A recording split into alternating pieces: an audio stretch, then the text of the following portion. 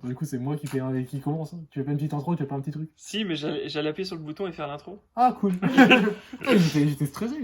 Là, genre, oh putain, mais qu'est-ce qui se passe? Il me laisse commande. Là, ça filme. Ah. Bonjour à toutes et à tous et bienvenue sur la chaîne pour une vidéo de Deck Profile Premium avec Axel, aussi connu sous le nom de Crusher Q. Voilà, de la chaîne du même nom et de la page Facebook À peu presque du même. presque du même nom, qui va nous présenter aujourd'hui son deck. Donc, mon deck Genesis Premium Fenrir. C'est un deck plutôt fun, mais c'est un deck qui est quand même vraiment très très sympa à jouer, je trouve, et qui a quand même des combos assez cool, quoi. Donc, Bah ouais. on s'est dit pourquoi pas le montrer. Surtout que le Premium, c'est un format que je trouve vraiment très sympa en ce moment. Il y a vraiment des decks super fun à faire, donc, Dont celui-ci. dont celui-ci qui vraiment avec lequel je m'amuse, quoi. Ok, bah c'est parti. Donc c'est un deck Fenrir. Et pour Fenrir, on joue forcément... Enfin, on joue le premier Fenrir, du coup, qui a des effets qui sont encore plutôt sympas à l'heure actuelle. Donc forcément, bon, le GB2, on s'en fout. Et il est dépendant du stride, donc il faut tenir jusqu'au stride. Heureusement, on a du support qui est sorti dans V récemment, qui est assez sympa, qui permet d'avoir un peu d'early. C'est pas extraordinaire, mais c'est suffisant pour à peu près tenir et peut-être réussir à prendre le premier stride si on a une guerre d'early. Et dans le pire des cas, on a toujours accès à Cybris, que le deck est pas trop cher en counterblast. Donc si on a 2 voire 3 CB, si on veut utiliser le CB de Fenrir, qui fait que quand on soul blast des cartes, on peut recoller une carte qui était soul blast au moment du soul blast, tout simplement. On peut en avoir besoin, mais c'est pas nécessaire. C'est une grosse toolbox, et à la base, en fait, c'est un deck que je jouais avec Uranus, qui permettait du coup d'avoir 2 force 2 directement sur le premier ride de grade 3. Et au final, je me suis rendu compte que Fenrir était une excellente toolbox, et que même s'il était dépendant des strides, il avait vraiment ce côté accélération de deck qui était très important, le Soul Surge 3 quand on strike par-dessus. Mais après, c'est aussi un deck très combo comme on va le voir, et du coup, Fenrir va t'aider à avoir tes pièces tout simplement. Exactement. Après, du coup, on a le deuxième grade 3 qui est excellent pour moi, qui est Iwana Gaime. Qui, du coup... Vas-y, je te laisse... Ouais. Plus comme ça. Ok, Plus on s'éloigne de là, mieux c'est. ça marche. Bon, écoute. Voilà. Donc on a Iwana Gaime, qui a du coup un effet qui est très simple. En Vanguard et en Rearguard, on peut Soul Blast 3 une fois par tour pour piocher une carte, puis mettre une carte de notre main dans la Soul. Et Iwana Gaime va gagner la puissance multipliée par 2 du bouclier de la carte qui était envoyée dans la Soul. Donc si on envoie un critical qui a 15 000 de shield, elle gagne 30 000 jusqu'à la fin du tour. Et ça, quand on a un deck qui est en possession de multi-attaque, et grâce à Taro notamment, qui est la carte clé du deck, forcément ça peut faire de très grosses colonnes. Et on va voir aussi que grâce au strike qu'on a eu dans la premium collection l'année dernière, on peut faire des colonnes qui sont quand même, entre guillemets, assez menaçantes. Et on a du restand qui nous a été offert aussi bien grâce au support G qu'au support qu'on a eu dans V. Et on a la dernière qui est une tech card, qui est tout simplement l'autre Fenrir. Je le joue en x1 puisque techniquement j'ai un peu de place. Et c'est une carte qu'on peut tutoriser grâce à Skull. Donc on en joue une, mais on a 4 cartes qui peuvent le tuto. Et c'est pas une carte qui est obligatoire, c'est une fois de plus une carte qui va accélérer. Donc on va avoir tendance à soul-charger beaucoup, autant que possible. Et après du coup on va soit avoir nos pièces de combo dans la soul, ou soit des cartes qui servent à rien. Et on a Fenrir qui est là pour les soul blast. Quand on a besoin des fois de soul blast en main phase aussi. Ce qui peut arriver des fois, puisque selon le strike qu'on va faire, on aura des soul blasts qui seront soit en main phase, soit en battle phase. Et lui peut assurer un soul blast en main phase, tout comme Iwana Gaime d'ailleurs. Et donc il y a ce côté réorganisation de deck, parce qu'on va checker le top 3.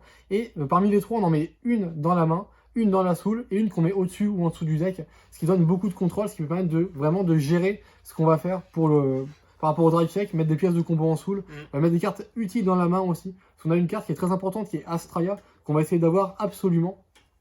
Et vraiment, le plus grand nombre d'exemplaires possible. Vraiment, c'est-à-dire qu'on en a 4 et si on en veut 3 pour un tour optimal.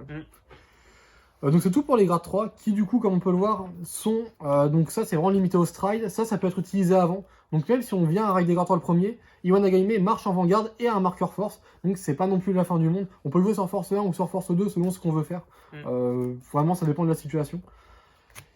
Pour les grades 3, donc on a... Juste ajouter aussi que tu as quand même pas mal de cartes qui vont te permettre de moduler le top de ton deck, on le verra après, avec les cartes de V notamment. Sans être esquivé, parce que c'est pas dépendant de Révélation, qui était le mot-clé qu'on avait dans G, et qui du coup étaient des cartes qui permettaient récemment d'avoir un peu d'early, mais en contrepartie d'avoir seulement des grades 2 à 9, et souvent c'était juste l'effet Révélation qui était utile, et le reste était limité en Generation Break, ce qui est assez lent du coup. Donc là, une des cartes permet du temps, une fois de plus, de moduler le deck. On a Prometheus. Prometheus qui a un effet qui est très important. Quand il est placé en Vanguard ou Rearguard, ce qui en fait une très bonne cible de ride, on va regarder les 2 cartes dessus du deck. et on va en mettre une dans la soul et une qu'on va laisser au-dessus. Alors forcément, on laisse au-dessus. C'est-à-dire qu'on n'a pas moyen, si on a 2 cartes nazes, d'en mettre une dans la soul et de mettre l'autre au fond du deck. Mais en contrepartie, on a un contrôle qui est vraiment très très sympa en début de partie. On peut mettre les tarots en soul, on peut mettre toutes les pièces de combo dans la soul, assurer ce qu'on va drive check. Donc rien que pour ça, c'est une carte qui pour moi est nécessaire en x4. Sauf qu'il n'y a littéralement aucun coup sur cette carte. Et il y a un deuxième effet qui peut parfois être intéressant, qui va dire que quand il attaque, si l'adversaire est au grade 3, lui et le Vanguard vont gagner 5000 de puissance jusqu'à la fin du tour. Donc si on le restand, c'est un effet qui peut se cumuler. Ce qui peut arriver dans certaines situations, ça peut être un tapeur pas trop mauvais si on n'a pas accès à Iwan Nagahime par exemple. Mais de manière générale, c'est une carte qui est vraiment là pour l'early et qui peut être là d'ailleurs présente à tout moment de la game. Une autre carte d'early qui est vraiment pas mauvaise, qui est Ulixes.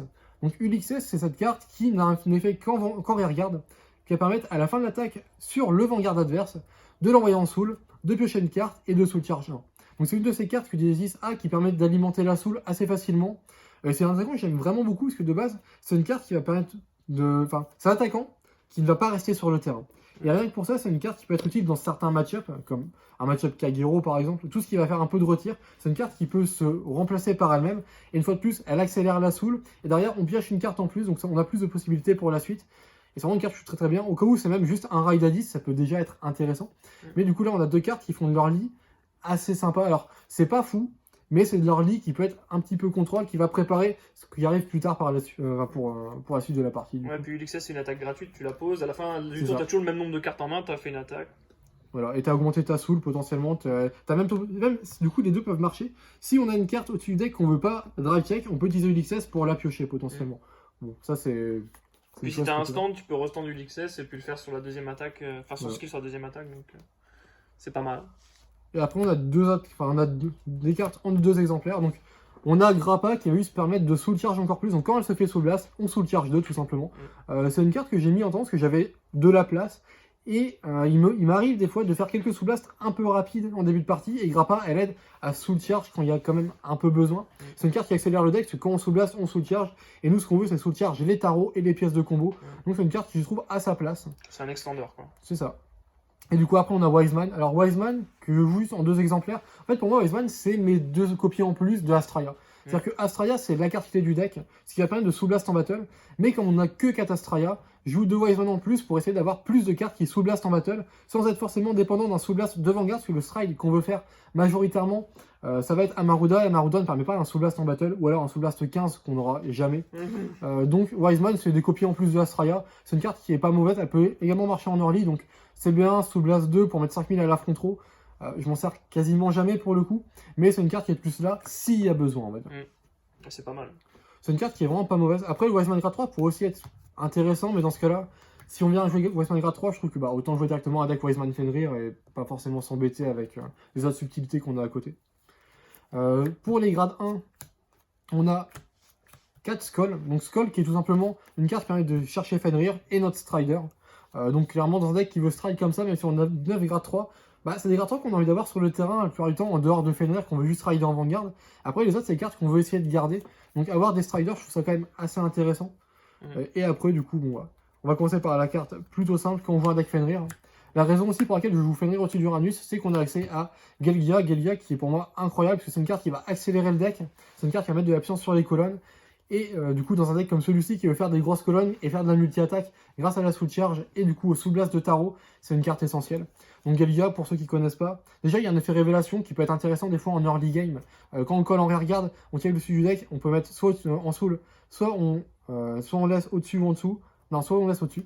Mais si on envoie en soul, on reste un no rearguard. Mais surtout, l'effet important à Gelgia, c'est qu'on peut le sous-blast pour mettre 3000 à un no rearguard. Enfin, le sous-blast, l'envoyer au fond du deck du coup depuis la soul. Et si on a un regard avec Fenrir, on soul charge 2, on choisit un regard, on lui le stand et on lui met. Non, le stand avant. Et on lui met plus 3000. Bon, de toute façon, le stand c'est pas important, on joue pas un beat de révélation. Mais ce qui est important avec Gelgia, c'est qu'on peut l'envoyer au fond du deck pour soul charge 2 et mettre 3000 à une carte sur le terrain. Enfin, 3000 à 2 cartes ou 6000 à une seule carte. On peut choisir en plus. Donc selon comment on veut faire nos paliers. Même si souvent le but c'est de faire une colonne menaçante. À part sur des match-ups comme Kagero peut-être, on va essayer de s'adapter par rapport au Griffin adverse. Mais du coup, souvent, on va faire une grosse colonne qu'on va essayer de pump au maximum. Et Gelgia, il est vraiment là pour ça, il accélère, il aide à avoir les pièces de combo comme on l'a dit souvent avant. Donc clairement, c'est une carte que je trouve essentielle au deck. Et pour finir, on a La main. le support de V, qui est la meilleure carte du deck, je pense, avec Tarot du coup. C'est Astraea. Donc Astraea, c'est une carte qui est sortie en VPT7, qui n'a pas vraiment de rapport avec Uranus techniquement. C'est une carte qui a deux effets. Donc le premier, c'est avant-garde et rear-garde. Quand on la place, on pioche un, et on met une carte de la main au fond du deck, ce qui déjà aide à recycler. Donc pour un deck à combo, c'est très très bien. Après, si elle est placée en avant-garde, on soul charge 2 ensuite. Donc on soul charge, ce qui est parfait pour ce deck. Et il y a un effet qui est extraordinaire, qui est à la fin de la battle où elle a boosté, on peut sous blast 2 et la remonter dans la main. Donc dit comme ça, c'est pas fou, parce qu'on va juste remonter un Shield 10 dans la main, ce qui est déjà sympa, parce que ça peut s'activer à tout moment de la partie, il n'y a pas de J-break, il n'y a rien. Et rien que pour ça, faire des petits rushs, des fois c'est pratique. Mais surtout, la subtilité, c'est qu'on peut sous blast en battle phase, sans avoir de coût additionnel, juste sous blast 2. Et sous blast 2, ça permet du coup d'avoir accès à Tarot, sans avoir besoin de quoi que ce soit à côté. Là où avant on avait besoin de Wiseman qui était la carte principale pour Soul Blast en battle, là on se donne du coup accès à beaucoup d'autres attaquants et Astraea comme étant un boost. Donc pour moi, Astraea Tarot c'est un petit peu Mechanistructor dans Spy Brothers. C'est vraiment la carte qui va permettre de faire de la multi à son échelle. Donc le but du deck c'est de soul charge les tarots, de call les Astraea et après de faire de la multi comme on peut. Souvent on va tabler sur 4 attaques si on a un terrain optimisé on va dire. Sans compter de stand trigger à côté, juste les 4 tarots, enfin 4 attaques de la même colonne, je veux dire. De la grosse colonne, plus les attaques à côté, devant garde et de l'arrière à côté qui souvent sera beaucoup plus faible du coup, fatalement. Mais vraiment, c'est une carte qui est extraordinaire. Elle est à 7000, donc du coup, il n'y a pas le côté. Enfin, il y a un CB denial, c'est-à-dire joue des cartes à 6, mais sinon tous les G1 sont à 7, donc on est sûr d'avoir des CB aussi. Même si normalement l'adversaire va pas forcément chercher à CB denial, au contraire, je pense que c'est comme ça, on peut le rush très facilement puisque.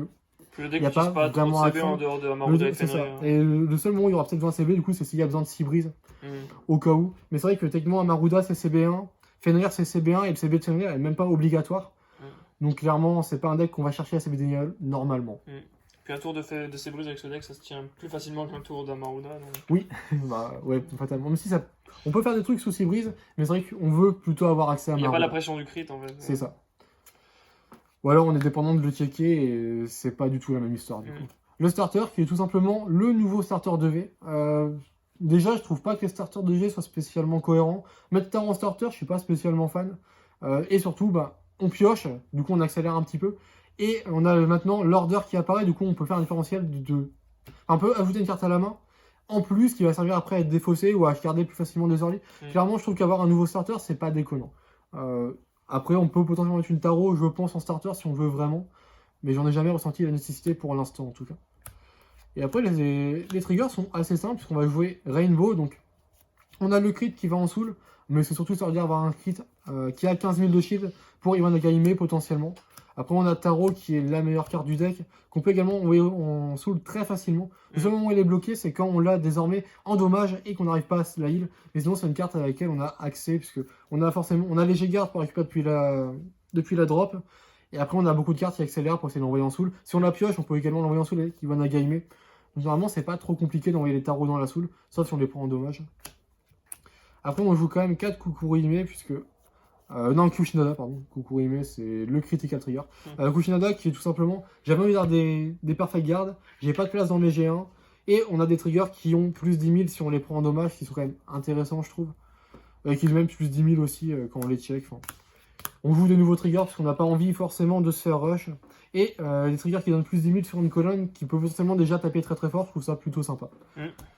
Donc les triggers qui sont Rainbow, qui sont pas un souci pour l'instant, il n'y a pas de moment où j'aurais voulu changer.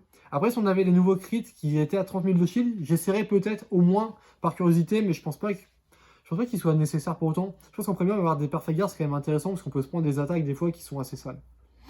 Ça dépend contre quoi on joue. Donc, c'est tout pour le main deck.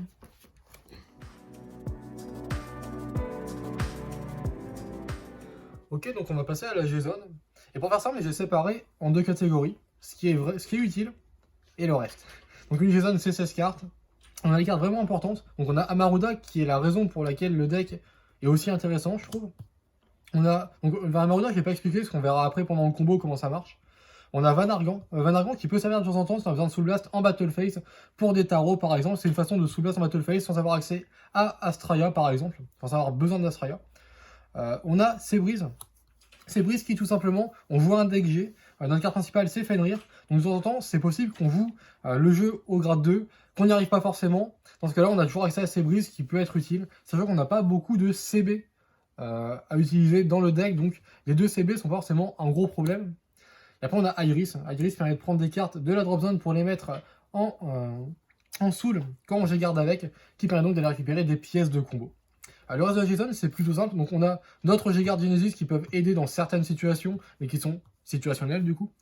On a des cartes comme Dismel et Raktomé, donc Raktomé qui peut permettre d'aller chercher des pièces de combo, Dismel qui peut protéger des cartes importantes comme Iwanagaime.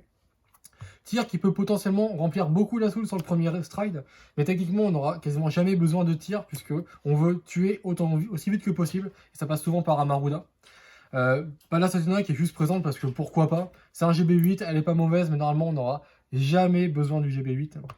Et après on a Fenrir. Honnêtement, besoin de 1, pourquoi pas, parce qu'on peut le flip avec Amaruda, et il peut du coup être intéressant avec le deuxième Fenrir grade 3, qui a un effet en regard qui permet de counter charge si on a ce Fenrir qui est face recto dans la G-zone. Et le deuxième qui peut être là au cas où on a vraiment besoin de le strider pour piocher des cartes, mais normalement ça arrive quasiment jamais.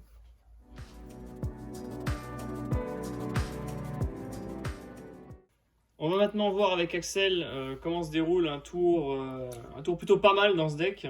Donc je te laisse montrer en fait comment ça se goupille. Donc on a préparé un petit peu de setup, donc on a une main un peu aléatoire, elle est pas mauvaise, elle est pas extra non plus. Donc forcément début de tour, un tour où on peut strider. Donc on défausse, on stride. Donc là déjà on a un choix. Fenrir soul charge 3, Amaruda révélation. Honnêtement on risque de soul charge beaucoup pendant ce tour, donc la révélation de l'Amaruda va pas apporter grand chose. Donc on va d'abord faire l'effet de Fenrir. Soul charge 3. 3 cartes. Pas forcément utiles, qui sont pas des pièces de combo. Encore que Wiseman peut être une carte intéressante, mais là on a que 2 Counter Blast. On risque d'en utiliser un pour Fenrir du coup. Son CB1 pour sortir une Astraea de la Soul. Et on a un CB de Amaruda qui est présent. Normalement nos 2 CB sont utilisés pendant ce tour. Ensuite, on a une Tarot dans la main.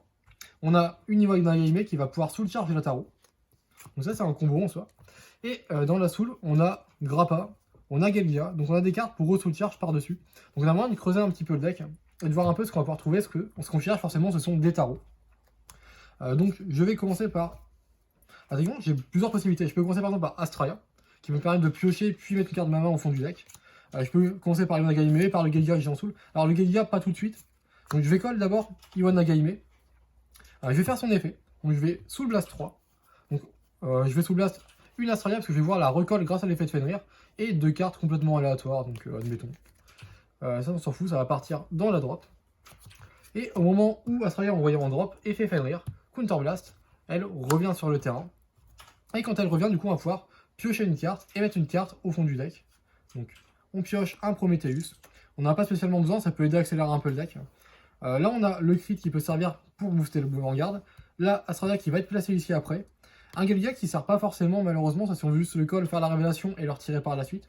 Prometheus qui a un peu le même effet techniquement. Je viens de voir cette Prometheus que il n'est pas nécessaire. Du coup, on peut ensuite enchaîner avec l'effet d'Iwanagaime. Donc pour un sous-blast de 3, on va sous-blast du coup les Grappa et une autre carte aléatoire. On va pouvoir piocher une carte et mettre une carte qu'on a dans notre main dans la soul. Donc je vais choisir Tarot. Ce qui me permet donc d'avoir une deuxième Tarot dans la soul. Et Iwanagaime va gagner 2 fois la puissance du bouclier de la carte envoyée en soul. Donc elle va gagner 20 000 par cet effet. S'il passe donc désormais à 33 000. On peut mettre le dé noir. Ouais. Ça te mettra le crit pour... Ensuite, donc ce qu'on a dans la soul, ce sont ces Gelgia. Donc on va s'en servir immédiatement. D'ailleurs, d'abord, on fait les Grappa. Donc j'ai sous blast 2 Grappa par l'effet d'Iwanagaime. Donc soul charge 4. Une autre Tarot. Oh! Oups. Et une autre Tarot. Ok. Bah c'était pas prévu, mais on a peut-être un tour meilleur que prévu. Et du coup, t'as 2 Astraea en main. Et Incroyable. du coup, j'ai 2 Astraea, ce qui va faire, le ce qui tour peut faire optimal. très mal du coup. Bah, en fait, ce qui est devenu un tour optimal sans faire exprès. Oui, parce qu'on a vraiment mélangé le deck du coup. Effet Gelgia. Donc, je vous mets au fond du deck Soul Charge 2. Et je vais mettre 6000 sur Iwanagaime. Qui du coup donc, passe à 26 000 de boost. Donc, elle est actuellement à 39 000. On a l'effet d'Amaruda. Counter Blast. On va retourner une carte de la G-Zone, souvent le Fenrir, pour donner plus 10 000 et un critical encore à Iwanagaime. Ce qui la passe donc à 30 000, donc 49 000 critical 2 de base. Et ensuite, si on veut continuer, bah, on a Astraea. On pioche une carte de la main au fond du deck. On a une Astraea. Hop. On pioche une carte de la fin du deck. Honnêtement là, bon j'ai encore tué une Astralia du coup. L'Astralia qui est la carte clé du deck, donc tout ce qu'on a à faire c'est attaquer avec Iwa Nagaime. On va d'abord attaquer avec Iwa Nagaime sans utiliser Astralia, même si techniquement là il y en a 3. C'est au cas où on tombe sur une tarot. On peut la restendre. Après là vu qu'il y a une Astralia d'avant-garde, ça va pas changer grand chose. On a donc une attaque à 49 000 critical 2. On a ensuite le Vanguard qui va attaquer.